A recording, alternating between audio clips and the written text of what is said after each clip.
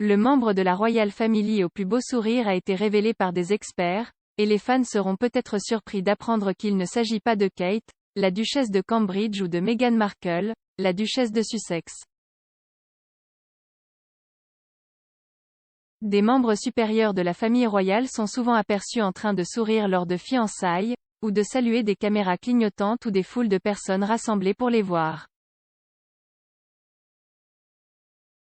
Les experts des expressdentist.com ont mené une étude pour savoir quel membre de la famille royale britannique a le sourire le plus attrayant, et leur étude comprenait des personnes comme le prince Harry, le prince Charles, le prince Édouard et, bien sûr, Sa Majesté la Reine.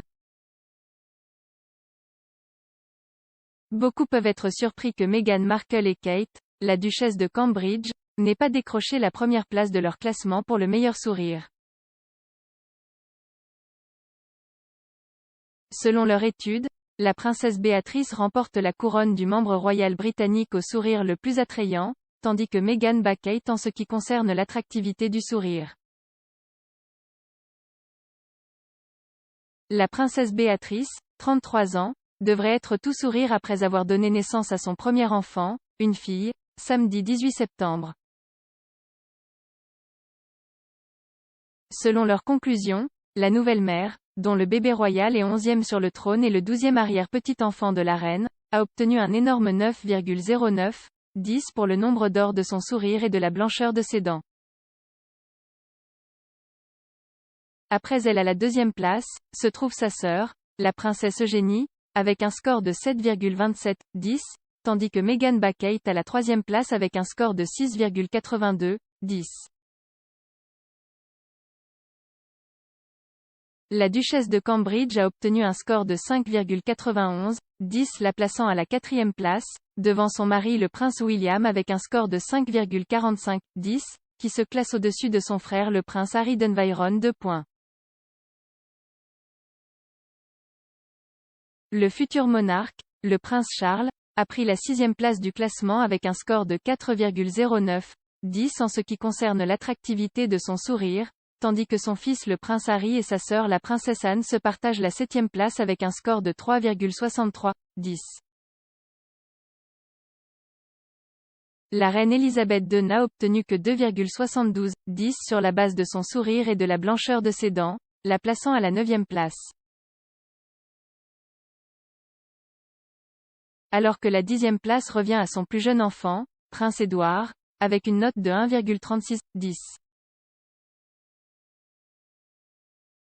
Les chercheurs ont rassemblé une liste de membres de la famille royale et ont échantillonné des images de souriants. Les royals ont également reçu un classement de la blancheur de leurs dents basé sur les estimations du code de couleur RVB. Les experts dentaires ont ensuite calculé un rang normalisé pour chaque membre de la famille royale en fonction à la fois de l'approximation du nombre d'or et de l'indice de blancheur des dents.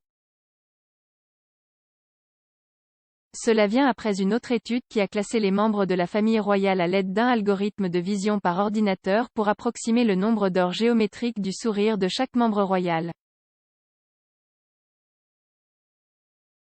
Le terme « nombre d'or » fait référence à un théorème grec ancien, qui est utilisé pour déterminer la « perfection physique », en comparant la symétrie des traits du visage. Dans l'étude, le Dr Julian de Silva, directeur du Center for Advanced Facial Cosmetic Plastic Surgery à Londres, a découvert que Meghan était mieux classée que Kate. Selon l'étude, la duchesse de Sussex avait une note de 87,7% sur le nombre d'or. Le médecin esthétique a souligné la largeur et la longueur du nez de la duchesse comme sa meilleure caractéristique, avec une note de 98,5%. Pendant ce temps, Kate a reçu une note de 86,62% à l'aide de l'analyse du nombre d'or, la base du nez et la largeur des lèvres de la duchesse de Cambridge étant étiquetées comme ses meilleures caractéristiques. Des sourires royaux seront à l'honneur ce soir alors que le duc et la duchesse de Cambridge devraient assister à la première du dernier film de James Bond No Time to Die ce soir, avec le prince Charles et son épouse Camilla, duchesse de Cornouailles.